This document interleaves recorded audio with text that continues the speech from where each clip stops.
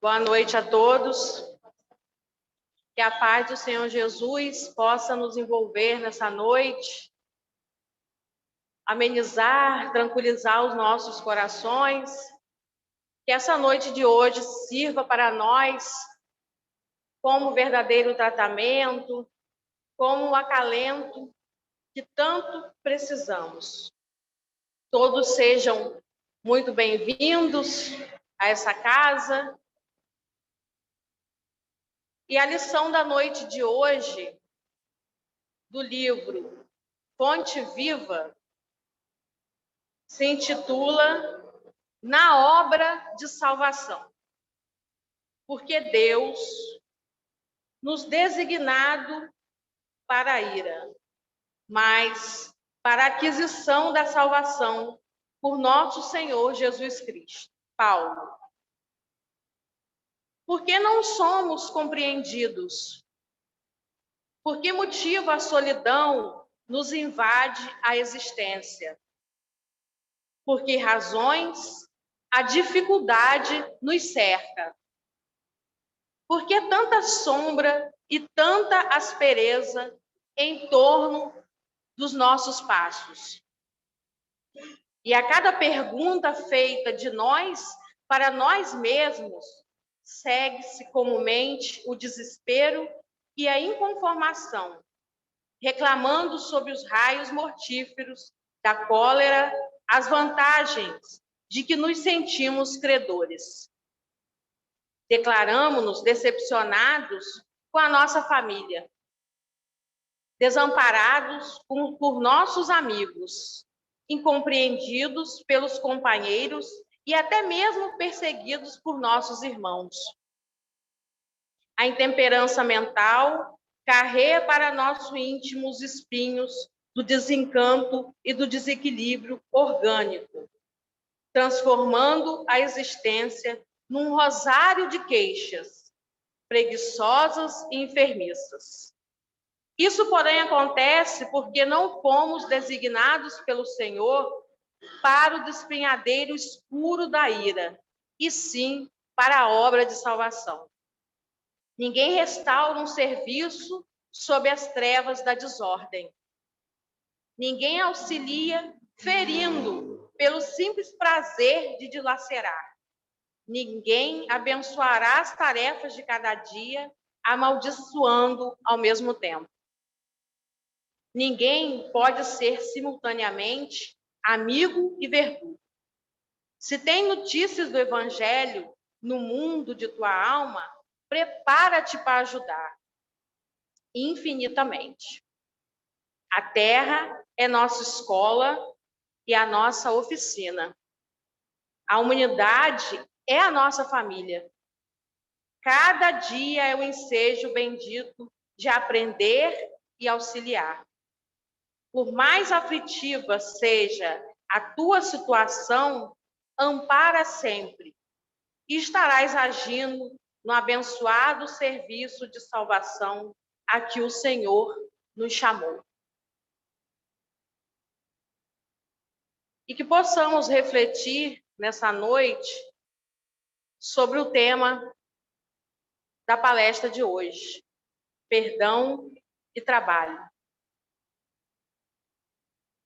Vamos, então, nos sentir à vontade nessa casa do Cristo, nos sentar à medida do possível confortavelmente, fechar os nossos olhos, elevar o pensamento ao mais alto, buscando visualizar as paragens do infinito ao qual cremos. E assim, Senhor Jesus, nós te rogamos um amparo para essa noite. Te rogamos que esses amigos espirituais possam estar nesse salão, nos auxiliando no nosso crescimento íntimo, nos auxiliando a serenar os nossos corações, a fortalecer a nossa fé a crer no amor de Deus por todos nós. E assim, seguir firmes nesse caminho do bem, do bom, do belo. Que possamos sempre ter essa casa como nosso amparo, como lar que a gente procura o abrigo. Fica conosco, Senhor Jesus, em nossa caminhada, hoje, agora e sempre. Que assim seja. Convidamos Rose à palestra da noite de hoje.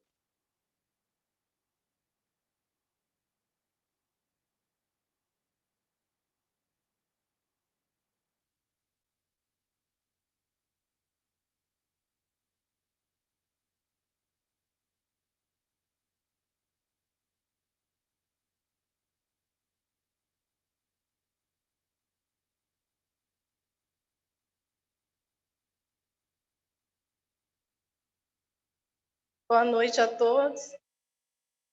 Que a paz de Jesus possa nos envolver e que a gente possa aproveitar desses momentos aqui de reflexão, né? O quanto é bom a gente ir retornando, né, às situações, o quanto é bom ver as carinhas conhecidas, o quanto é bom reencontrar, mesmo que a gente muitas vezes tenha conversado, né, pelas redes sociais, mas o quanto é bom essa aproximação física, né, esse contato físico, nada substitui, né? Nada substitui. Então, eu vejo como uma noite de muita alegria para nós, né? Essa união, essa junção, esse retorno que a gente está fazendo. Como Bianca disse ao início, o tema nosso dessa noite é perdão e trabalho. Eu confesso a vocês que eu levei uns 2 dias agora tentando encaixar isso na minha cabeça. Como seria esse perdão com esse trabalho, né? O trabalho íntimo, o perdão, como é que seria? Porque a gente ouve todos os dias a falar de perdão. A gente abre na internet, a gente abre o evangelho, o nosso dia a dia, tudo está mostrando para nós esse perdão, né? Então, a gente fica pensando, eu vou falar o quê? Como? O que eu tiro dali? Eu fiquei assim, muito feliz com esse tema, porque eu fiz descobertas. E olha que a gente, como eu disse, a gente já estuda perdão há 200 anos, não só nessa encarnação. A gente vem vivendo, tentando exercitar essa palavra perdão. E a gente começa refletindo naquilo que a gente está vivenciando. A princípio, a gente começou há uns anos atrás na pandemia, todo mundo envolvido. Aí depois a gente começou, já se tinha, mas muitas coisas surgem às vezes igual vícios, igual, sei lá, pandemia mesmo, né, que é violência doméstica, racismo, enfim. E vai se juntando na nossa vida. Cada dia a gente ouve o noticiário, acontece alguma coisa na nossa família, no nosso redor, enfim. Só vai surgindo. Sempre tem alguma coisa no auge. E o auge nosso hoje, né, se você ligar a televisão, se você ouviu falar, é guerra. Como é que é? A Rússia contra a Ucrânia, que é um momento assim, de grande crueldade, né, de parte de algumas pessoas, de alguns soldados, enfim, é um momento real que a gente tem vivido e vendo sangue, mortes, é com a guerra. E aí, quando eu hoje parei na guerra para refletir, numa situação que eu ouvi de uma reportagem, eu pensei, naquele momento, eu pensei, meu Deus, que crueldade. Eu só tive aquilo para pensar, crueldade. E aí eu fiquei, gente, essa guerra que a gente está vivendo, tudo isso que a gente está vivendo, tem a ver com perdão. E aí eu fui dali que eu fui começar a destrinchar isso dentro de mim, dentro do meu raciocínio, da minha reflexão, para trazer para vocês. Em 1914, houve uma guerra diferenciada dessa guerra que a gente está vendo aí. Foi uma guerra, eu diria, uma guerra assim, de racismo, uma guerra contra as religiões, enfim.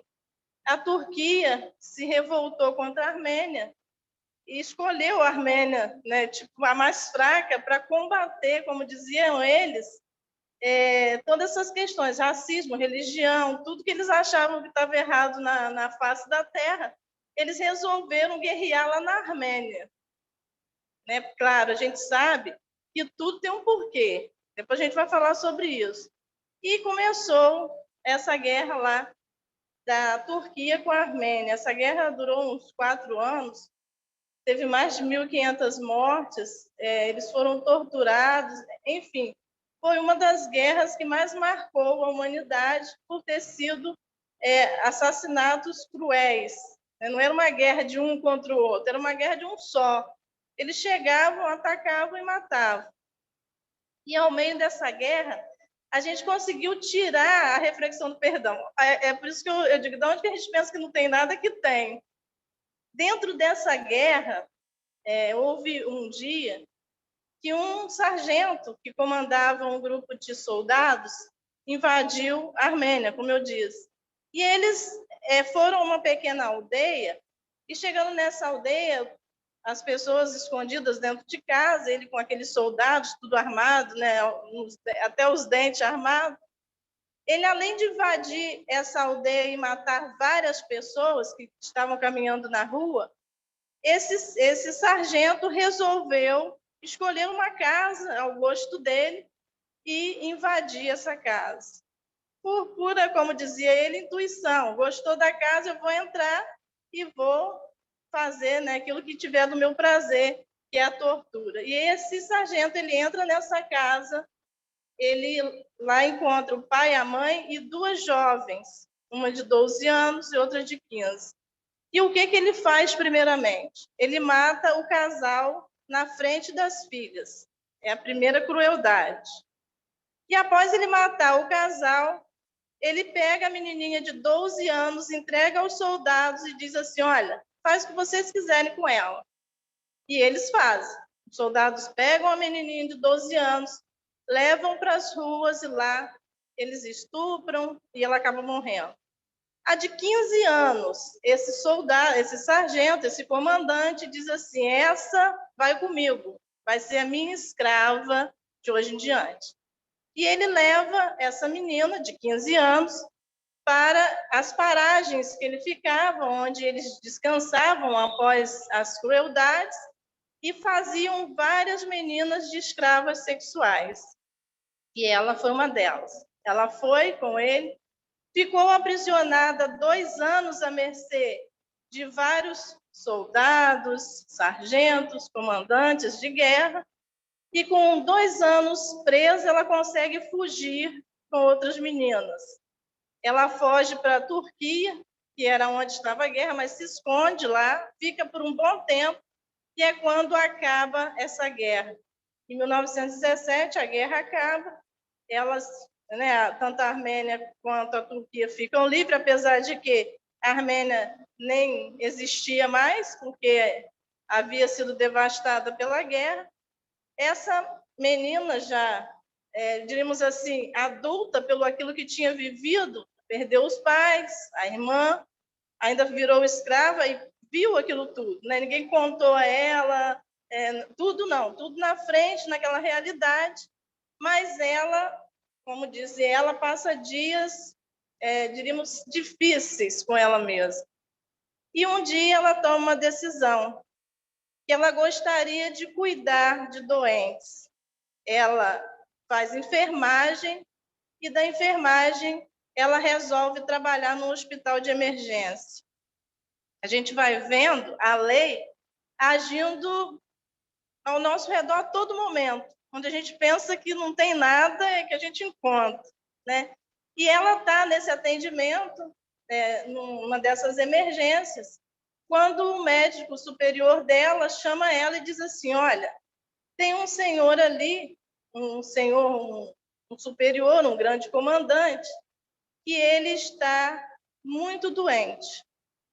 tão doente que ninguém quer cuidar dele, porque ele tem muitas feridas, essas feridas estão despencando, ele já está magro, já está a ponto de desencarnar, de morrer, e o fato é que ninguém consegue nem respirar perto dele, porque as feridas estão mal cheirosas. Ninguém quer ficar com ele.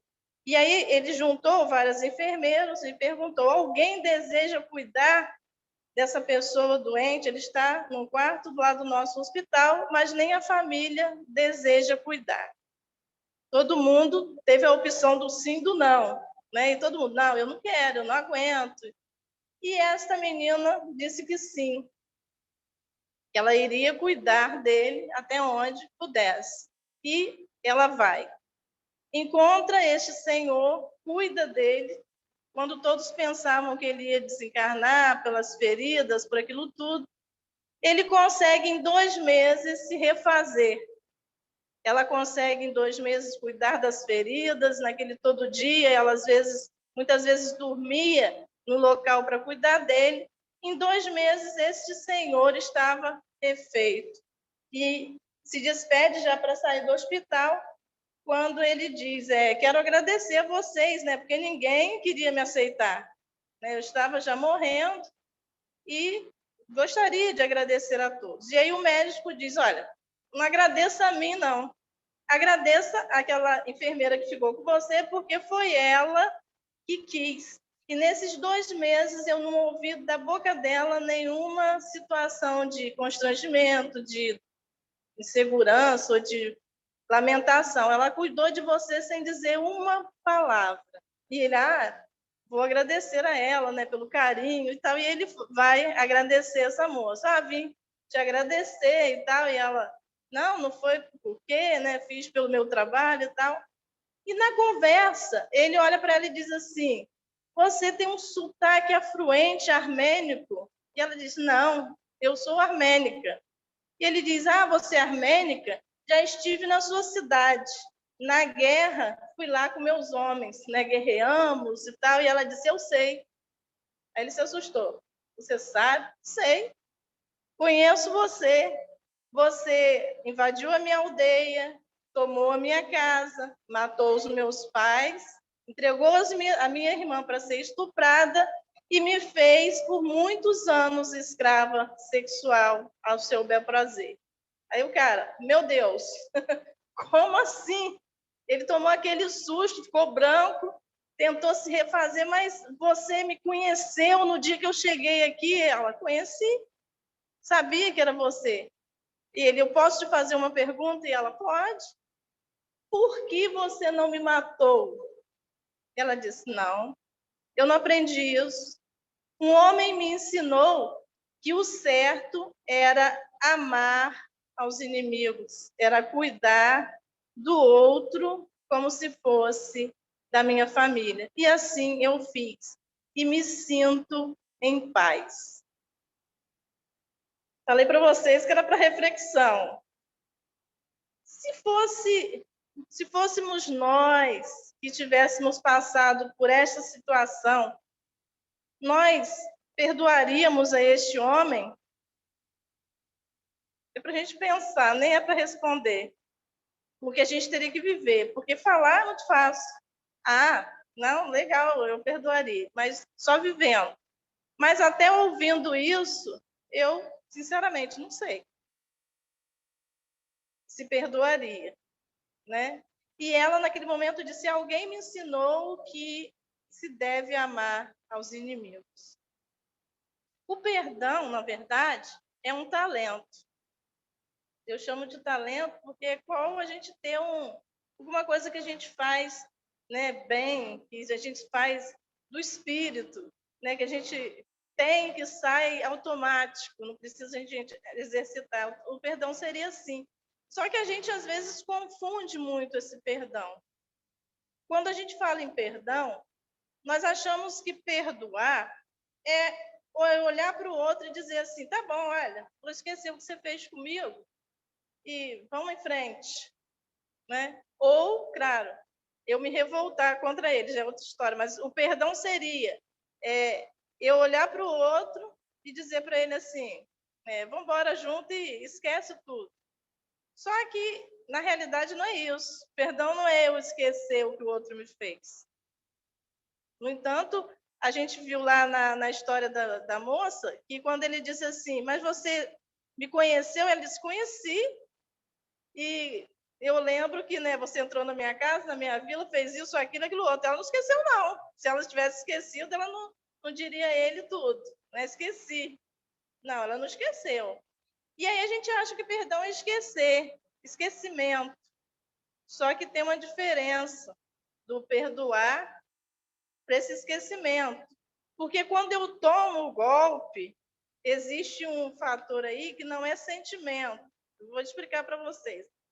Não é o golpe que eu tomei, é aquilo que eu senti. Mas quando eu tomo o golpe da situação, eu levo a pedrada, vamos dizer assim, eu estou colocando a gente como vítima, tá? Levamos a pedrada. Tá. A pedra veio, pum, bateu na minha cabeça, eu estou ferida, fui a vítima. O que acontece com esse momento?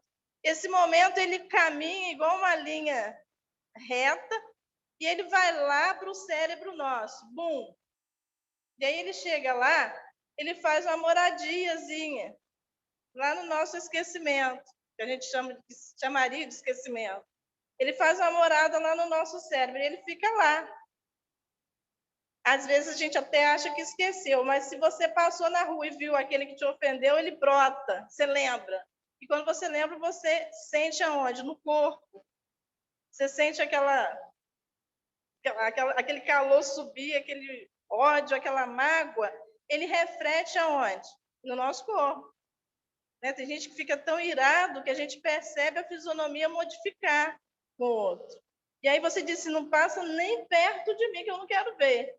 E é verdade, porque aquilo ativou aonde?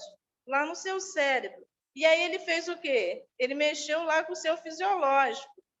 Ele não está mexendo ainda com o seu sentimento. Isso foi só o fisiológico. E aí, quando a gente fala em perdoar, há uma linha muito grande para o esquecimento. Como é que eu vou esquecer isso?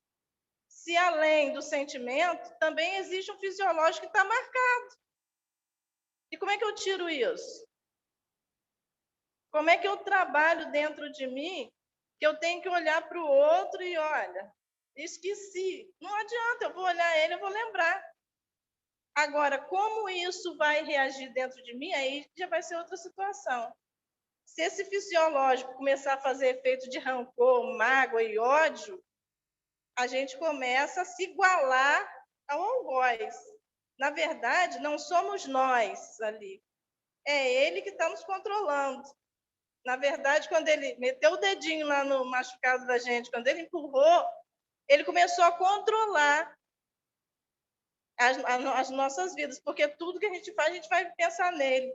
E às vezes a gente diz assim, não tem importância não, eu não vou fazer nada não, não vou fazer nada não.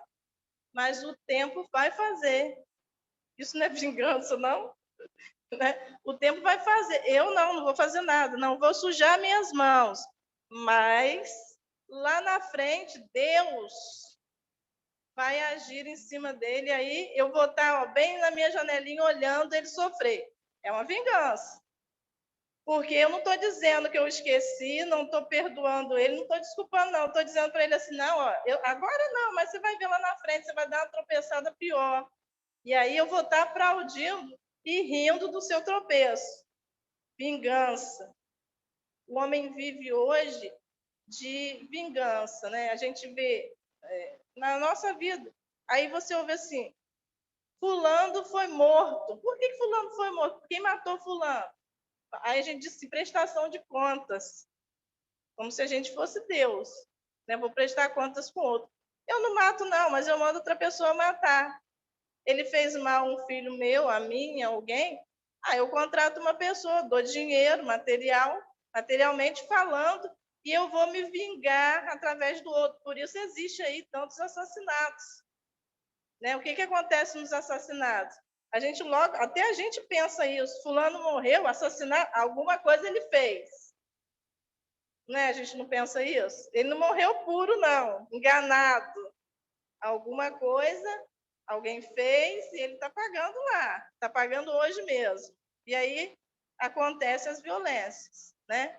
E aí a gente vai vivendo disso. Eu não estou fazendo nada, não, mas eu não quero conviver com ele, eu não quero falar com ele. Olha, eu até desculpo, mas sempre vai ter o mais da nossa vingança interior. E a gente não vai trabalhar interiormente isso. A gente, ao invés de trabalhar, a gente vai viver a vida toda torcendo para o cara bater de frente com alguma coisa. E quando acontece, a gente ainda, coitado, né? Mas, né? Olha o que ele fez lá atrás. Não foi puro que ele está passando. E a gente começa.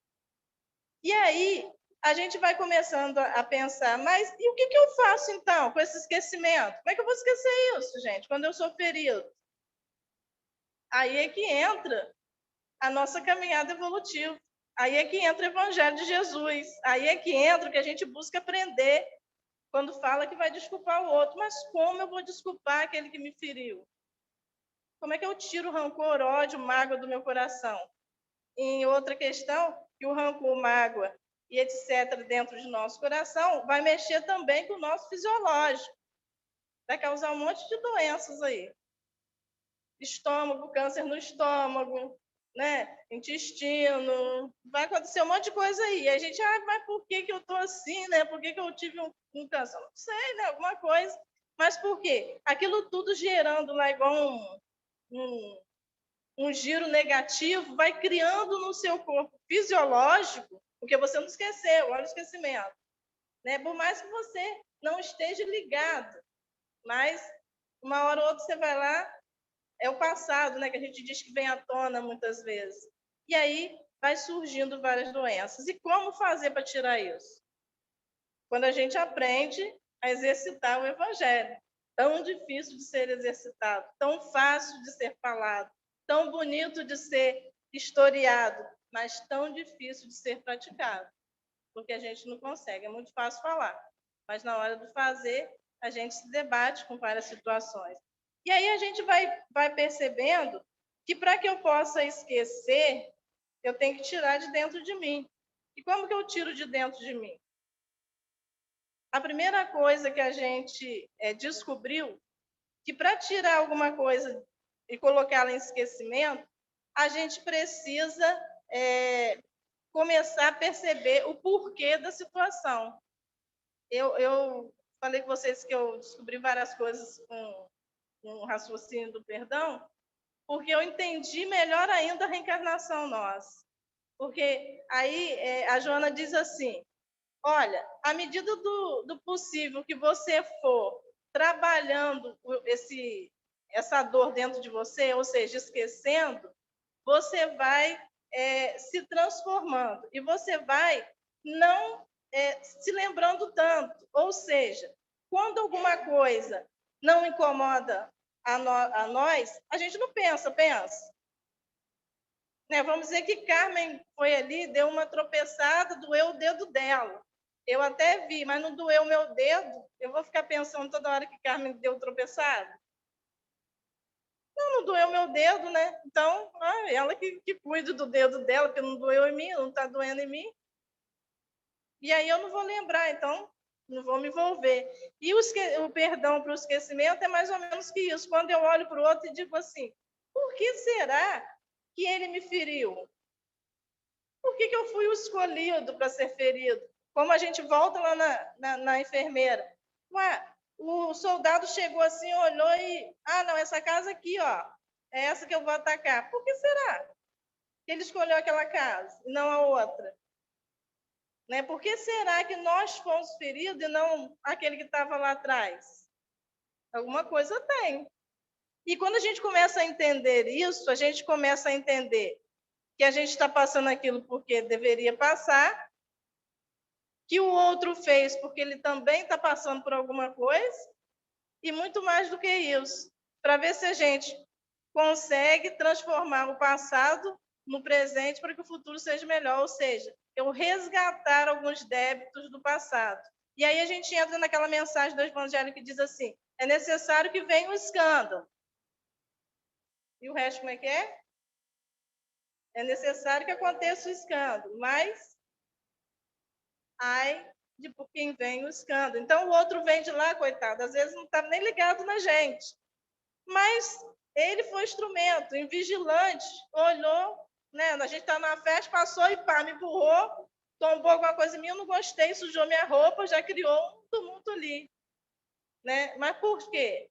Eu merecia levar o banho da situação, ele, diríamos, desarmonizado com mais alto, e alguma coisa, quem sabe, lá no passado eu fiz a ele, para hoje eu estar sendo a vítima dele. Porque olha a bola de neve que a gente faz.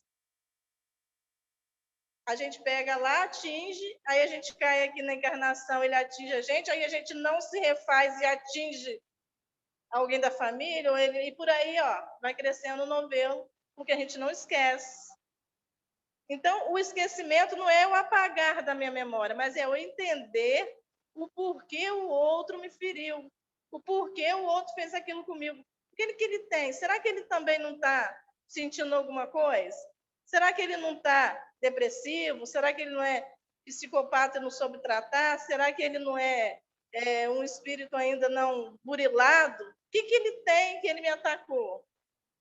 E é aí que eu começo a entender o porquê fui atacado. E eu começo a... Não é aceitar, gente, é diferente. Como eu disse, eu não vou ser conivente com o que ele me fez, mas eu vou olhar e ter compaixão. Compaixão, não é? Eu não vou ser conivente. Você deu um tiro em fulano, legal, não vou te perdoar, não. Mas, ó, você errou, mas você tem chance ainda de se renovar. Você tem chance ainda de transformar isso. Né? A gente ouve tanto no Evangelho dizendo das oportunidades que a gente tem no outro dia, mas que a gente nunca dá àquele que nos atinge. A gente tem, mas o outro nunca tem. Então, esse sentimento do perdão, ele acaba se tornando muito próximo do esquecimento, mas a gente sabe que não é assim. É outra coisa que a gente trabalha no perdão, é que você não perdoa o cara no momento da questão. Eu sempre ouvi da minha avó, ela dizia assim para mim, quando alguém discutir com você, você não discute, faz silêncio. Depois que você for para casa, você pensa, no outro dia você conversa com a pessoa. A gente, às vezes, não tem sangue para isso, né? Quer discutir, trocar farpas, mas o certo é isso. Quando você recebe a situação, é você parar, pensar, deixar esfriar. Cabeça quente, corpo quente, é a ira. Né? E você faz, na hora você até mata por conta daquilo que você está sentindo. Porque a gente não consegue estacionar. Onde a gente devia levar a pancada e estacionar, a gente reage. Você quer trocar com o outro, e aí a coisa se embola. Então, o perdão é eu levar a pancada assim e voltar no evangelho lá. Se alguém me bater na face direita, eu ofereço qual? A esquerda. Mas é difícil para nós. O homem ainda é difícil. E aí a gente vai percebendo que esse psicológico, como ele diz, do esquecimento que se torna fisiológico, à medida que a gente não vai dando valor, nós não vamos sentindo rancor. À medida que a gente não vai dando valor, a gente não vai sentindo a ira, a gente não vai tendo o desejo da vingança, a gente vai tentando, naquele momento, trabalhar. Ó, por que ela falou isso comigo? Por que ela me ofendeu naquele momento? Mas será? E a gente começa a arranjar até desculpas para desculpar o outro. E aí a Joana diz assim, perdoar é desculpar o outro, mas não dizer para ele fazer de novo. Aí já é outra questão. A nossa parte é eu olhar, tentar trabalhar as minhas questões de evangelho, de sentimentos. Agora, o que o camarada vai fazer já não é, né, comigo ali naquele momento.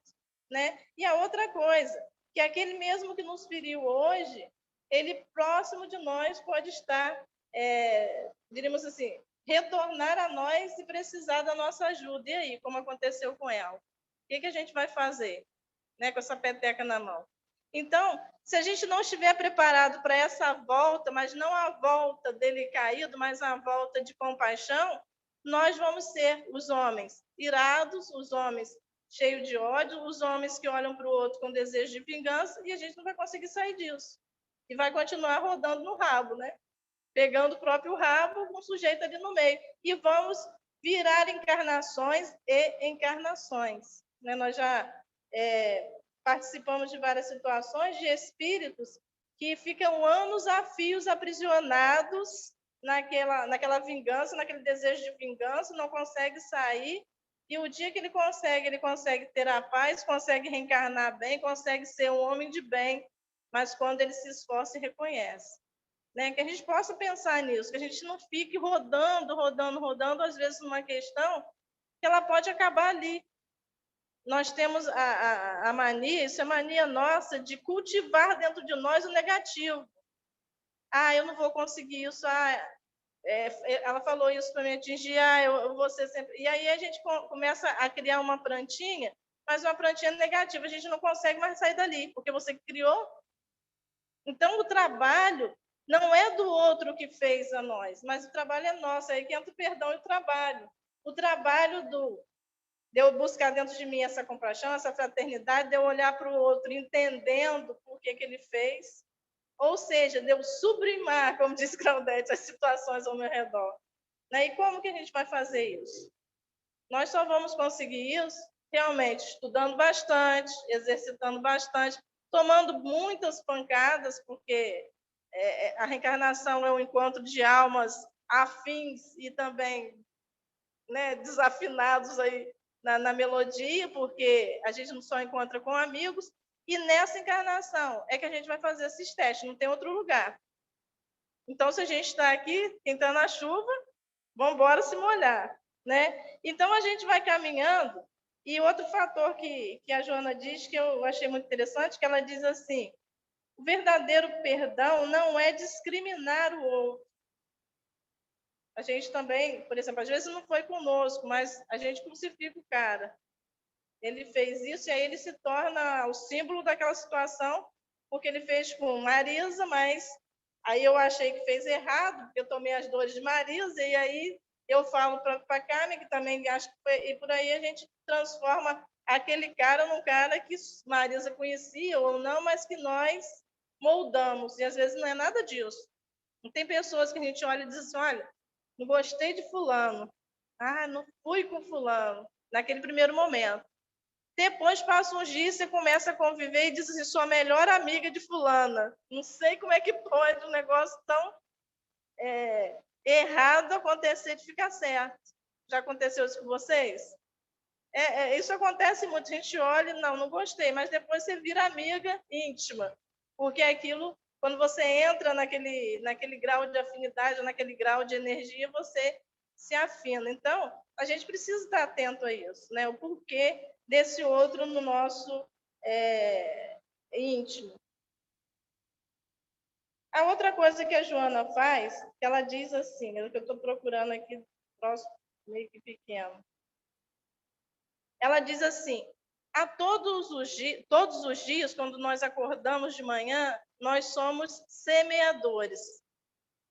Nós somos semeadores no trânsito, nós somos semeadores no trabalho, nós somos semeadores em qualquer lugar que a gente está. E em qualquer lugar desses, nós também podemos ser feridos. Né? A gente está ali, não, estou semeando, né? Estou no jardim, vem um e pum, te empurrar. E aí ela diz, esse é o momento do exercício, não é você estar em paz, é o momento da discórdia, da situação transformada, que você vai estar naquele meio tentando trabalhar o seu interior.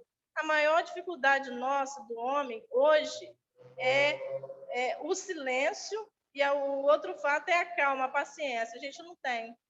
No trânsito, então, né, o outro que está na frente, a gente não tem paciência de esperar, o carro rebentou, você está atrás buzinando, você não sabe por que ele está parado, mas você quer quase passar por cima. Né? O outro que você passa, você fala palavras impróprias para o outro, e por aí você vai se encolerizando. E se você começa a fazer isso dentro de você, depois, né, tchau. Uma vez eu conversei com uma amiga que, na verdade, eu não conversei, ela me procurou para contar uma situação dela, na verdade, porque ela estava muito mal naquele momento. E ela dizia assim: como que vocês pedem para que a gente viva um evangelho? Essas foram as palavras que ela usou. Se o outro não faz por onde para a gente viver, ou seja, o outro não ameniza para viver. E ela diz assim: eu não posso reclamar da minha família me criou bem, né? Sempre tive de tudo. Mas uma pessoa que não tinha nada a ver veio e fez algo de muito mal comigo e hoje em dia está solto. Foi a história dela, né? Ou seja, ela viveu uma situação, né, de um estupro e nesse meio de todas as provas o cara foi absolvido e ela se questionava, né? Como eu vou viver um evangelho que eu fui lesada, eu estou ferida, né? Como mulher, como espírito, ela dizia isso. E aí ela disse que um dia ela pensou em se suicidar, em várias situações, e até matar o cara que fez isso, ela pensou. Só que ela disse assim: eu não vivia mais, eu não comia, eu não saía, eu vivia uma vida de quarto escuro, tentando digerir.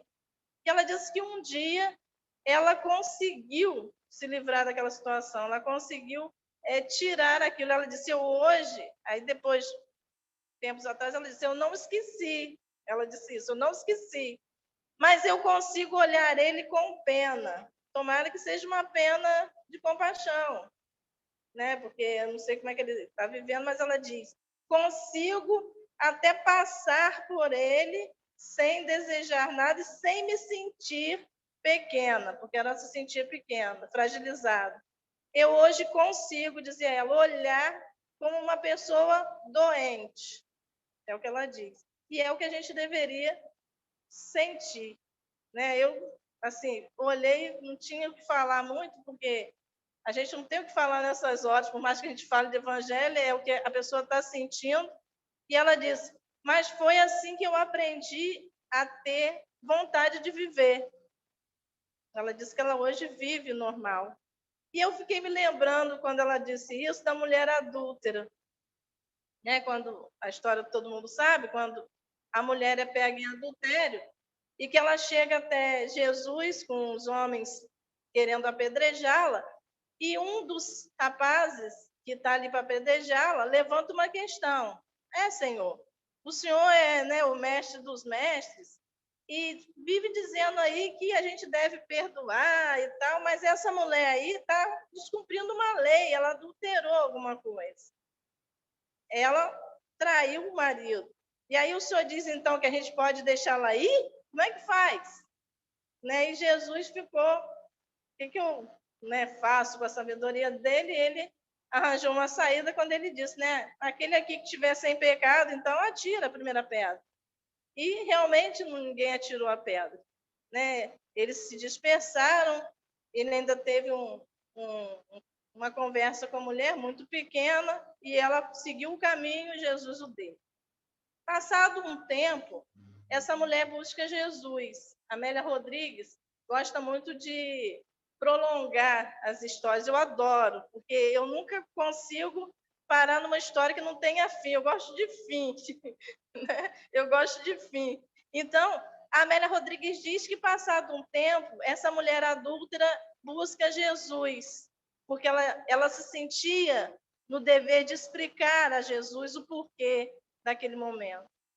Jesus está sentado numa pedra, com certeza esperando que ela viesse, porque ele sabia, e ela chega, sorri para Jesus e diz: Senhor, está me conhecendo? E ele disse: sim. E aí ela diz assim: eu queria dizer para o Senhor que eu não pequei sozinha, né? Não estou me desculpando, mas fui no caminhar da conversa. E meu marido vivia em jogos, vivia em motéis, e certo dia levou um amigo para morar lá em casa. Ele saía todas as noites, este amigo ficava comigo. E este amigo me ofereceu o que ele não havia oferecido, que era o carinho, a companhia, a troca de ideias, e cedendo, porque eu sei que estou errada, eu cedi, mas cedi em busca de um amor que eu não tinha, em busca de uma proteção, em busca de algo que eu não estava encontrando ao meu redor. E aí Jesus disse assim: vá e não peques mais, é apenas isso. E a mulher adúltera, após questionar com Jesus, fazer essa conversa toda, ela sai dali, muda de cidade, monta uma casa onde ela começa a acolher crianças abandonados de rua, pessoas que precisavam de ajuda. E passados uns anos, ela recebe um homem na sua casa, ferido, também todo estropiado, só que esse morre, né? Esse não sobrevive. Mas já no final da sua vida, ela o acolhe, ele não reconhece ela, mas ela reconhece ele.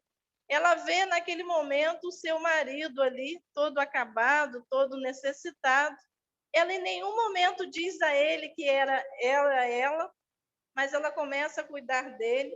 E ele começa a delirar várias vezes, na febre, naquela doença toda, e em determinado momento ele diz, né? Eu queria ver muito a minha esposa, eu queria ver muito aquela mulher que eu a fiz errar.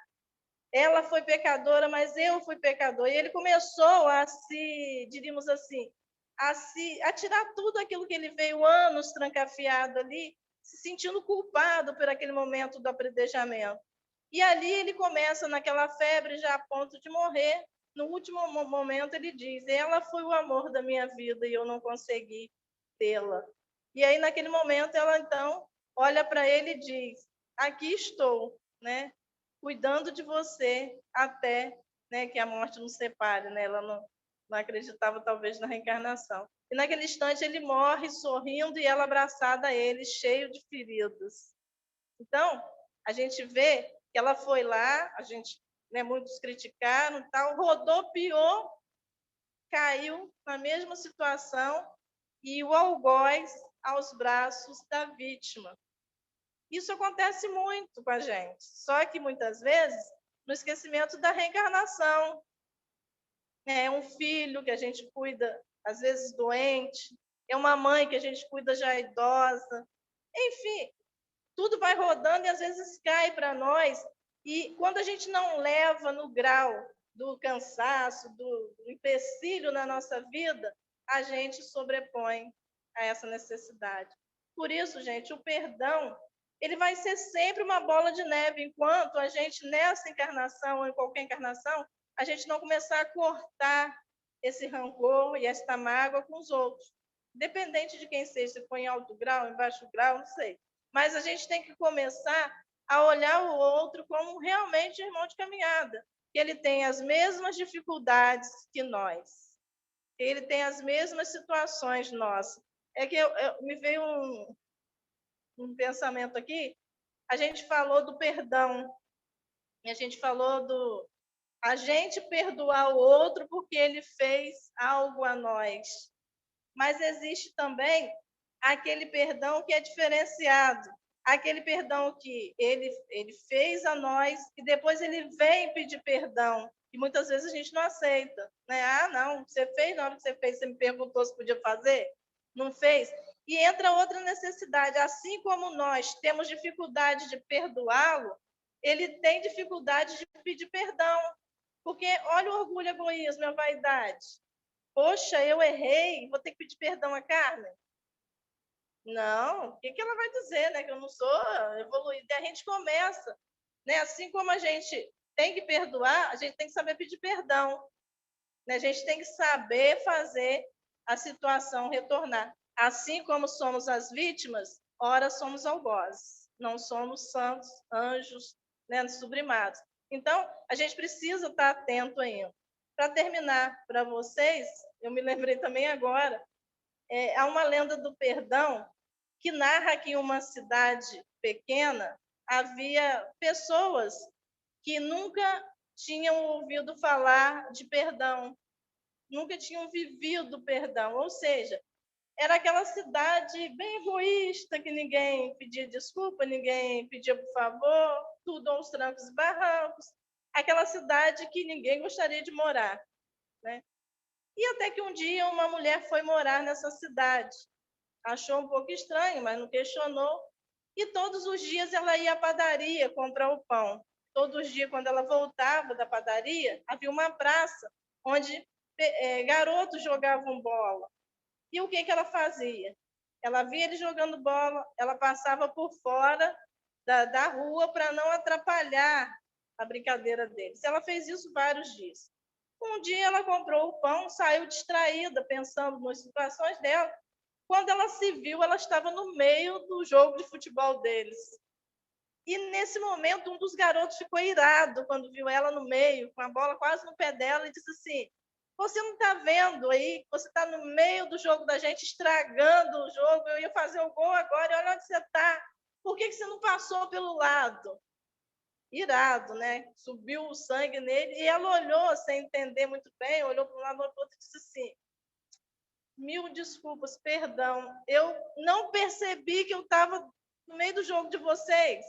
Toda vez eu contorno, mas hoje eu vim tão distraída que eu esqueci de contornar.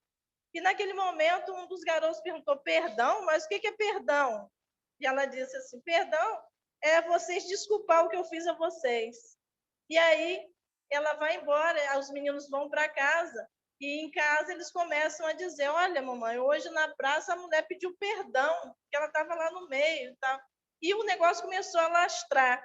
E aí hoje nessa cidade, eles conseguem pedir perdão, conseguem pedir desculpa, conseguem pedir por favor, aos trancos e barrancos, e estão mais felizes, mais alegres, sorridentes, aconchegantes para os visitantes que chegam, porque hoje conseguem entender um pouco desse perdão. Que nós possamos ser essa cidade.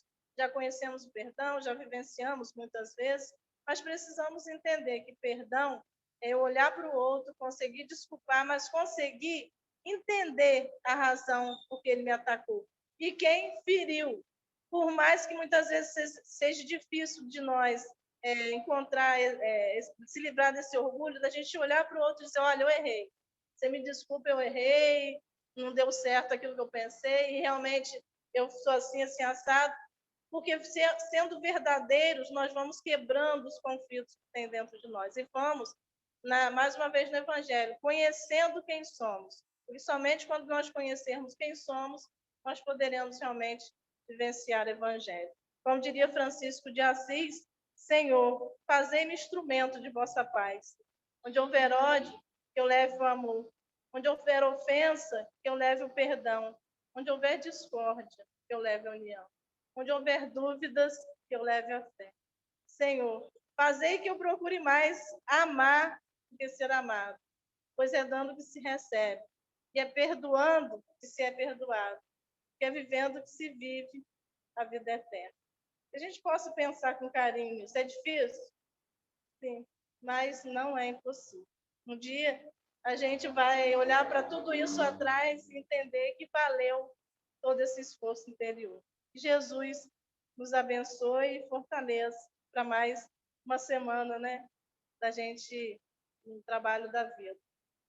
Jesus nos abençoe.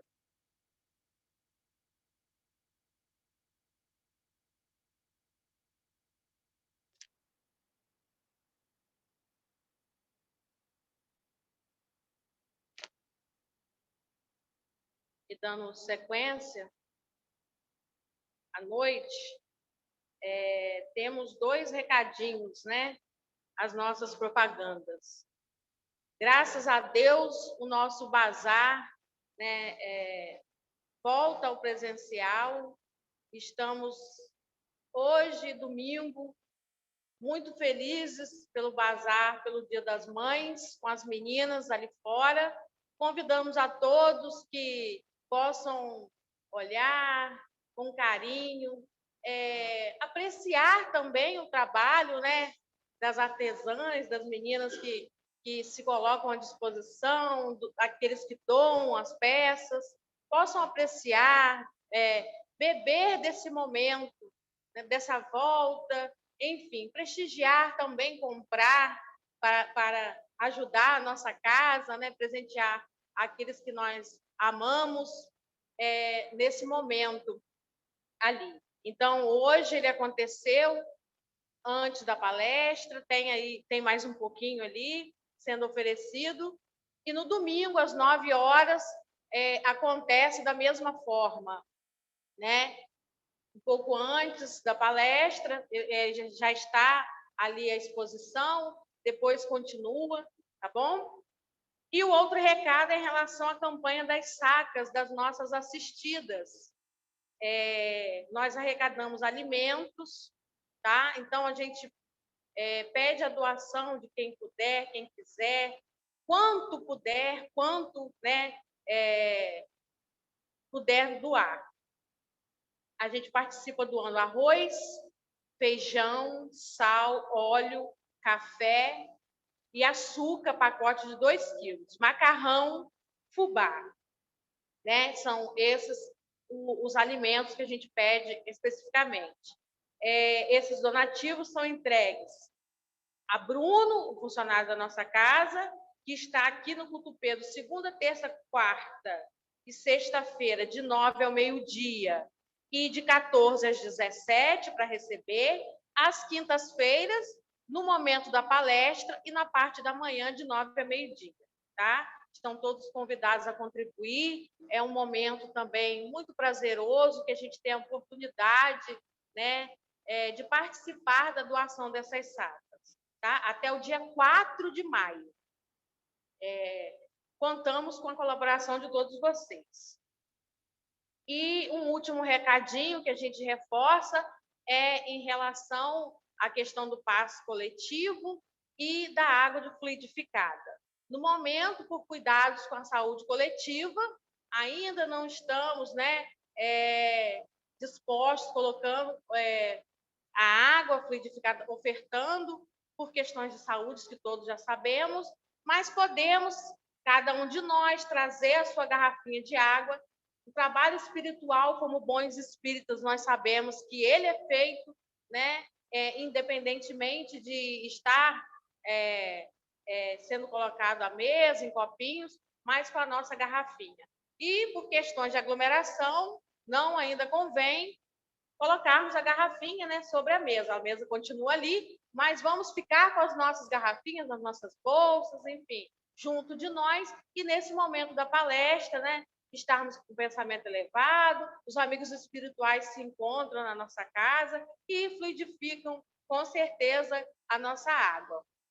E o passe, ele continua no momento coletivo, né, agora, nesse final, enquanto eu faço a prece, enquanto o dirigente faz a prece, pedimos aos médios passistas que já podem se levantar e se colocar nas suas posições, por favor.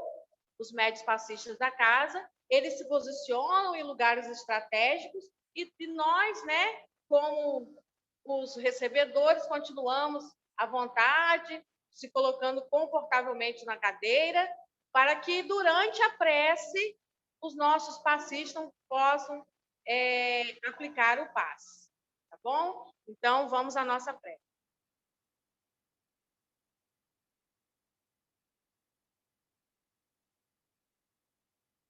Deus, Pai de infinita misericórdia, Jesus, Mestre, dessa caravana de luz que se encontra nesse salão, nesse momento, se colocando à disposição, junto a nós, os médiuns na matéria, para esse momento do passe, para esse momento da prece.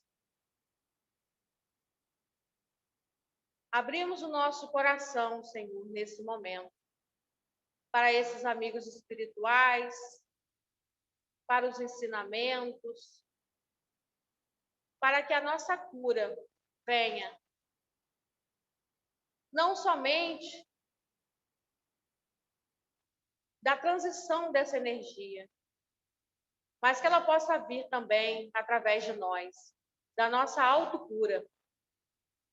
Senhor, te pedimos aqui que nos transformem em homens de bem, que esses ensinamentos de hoje, do perdão, do trabalho em torno de nós mesmos, do outro, da humanidade, possa ser a nossa cura. Esteja conosco, Senhor, na nossa vida. Nos ajuda a ser o ponto de luz no nosso lar, na nossa casa, entre nossos amigos, no nosso trabalho. Nos ajuda, Senhor, a nos autotransformar. Pai nosso que estás no céu, santificado seja o teu nome. Venha a nós o vosso reino. Seja feita, Senhor, a tua vontade, assim na terra como no céu. O pão nosso de cada dia nos dai hoje. Perdoai as nossas ofensas, assim como tentamos perdoar aqueles que nos têm ofendido. Não nos deixeis cair em tentação e livra-nos, Pai, de todo mal. Que assim seja.